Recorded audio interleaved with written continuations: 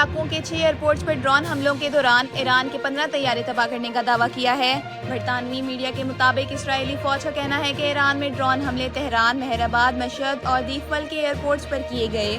اسرائیلی فوج نے دعویٰ کیا ہے کہ ڈرون حملے میں ایران کے F-15 لڑاکا طیاروں کو تباہ کیا گیا۔ اسرائیلی دعوے میں مزید کہا گیا ہے کہ ایران کے ایک ری فیولنگ جہاز اور ایک AF-1 کوبرا ہیلی کاپٹر کو تباہ کیا گیا۔ ایرانی ایئرپورٹس پر حملوں میں رن ویز اور زیر زمین بنکرز بھی تباہ کرنے کا دعویٰ کیا گیا ہے۔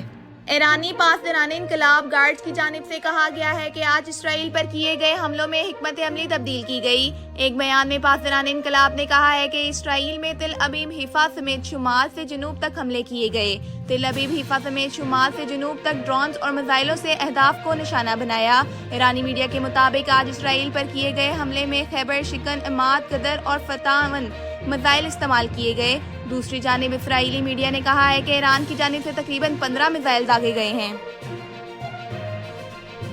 ماسکو میں روسی صدر ولادیمیر پوٹن نے ایرانی وزیر خارجہ عباس عراقچی سے ملاقات کی ہے، جس میں انہوں نے ایران کے خلاف جارحیت کو بے بنیاد قرار دیا۔ روسی صدر نے کہا ہے کہ حالیہ واقعات پر ہمارا موقف وزارت خارجہ کے ذریعے پہنچا دیا گیا ہے۔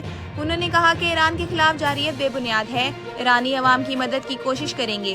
روسی صدر کا کہنا تھا کہ یہ ملاقات ہمیں موجودہ صورتحال سے نکلنے کے راستے تلاش کرنے کا موقع فراہم کرے گی۔ پوٹن نے عباس عراقچی سے گفتگو میں کہا کہ میری نیک تمناؤں ایرانی صدر اور رہبر اعلیٰ تک پہنچائیں۔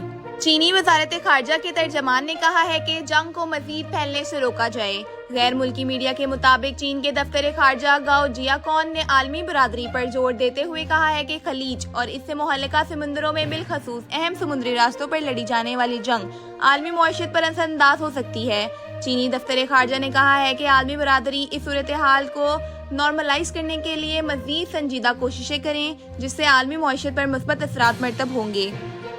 مین بلاول بھٹو زرداری نے کہا ہے کہ جھوٹ کی بنیاد پر ایران پر حملہ کیا گیا۔ ایران کی نیوکلیئر سائنٹسٹ پر حملوں کی سخت مذمت کرتے ہیں۔ قومی اسمبلی کے اجلاس کے دوران خطاب کرتے ہوئے انہوں نے کہا کہ اسرائیل نے جھوٹ کی بنیاد پر ایران پر حملہ کیا، ہم اس کی مذمت کرتے ہیں۔ ایران کی خود مختاری کے خلاف ورزی کی گئی۔ بلاول بھٹو زرداری کا کہنا تھا کہ ایران کی ملٹری قیادت کو جنگ کے میدان میں نہیں بلکہ ان کے گھروں میں ٹارگٹ کیا گیا۔ ایرانی سائنسدانوں کو ٹارگٹ کیا گیا۔ سب سے بڑی خلاف ورزی ایران کی نیوکلیئر تنصیبات پر حملہ کیا گیا۔